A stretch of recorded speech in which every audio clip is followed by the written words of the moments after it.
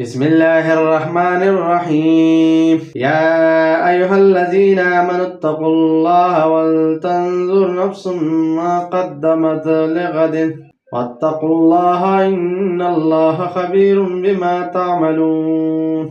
ولا تكونوا كالذين نسوا الله فأنساهم أنفسهم أولئك هم الفاسقون.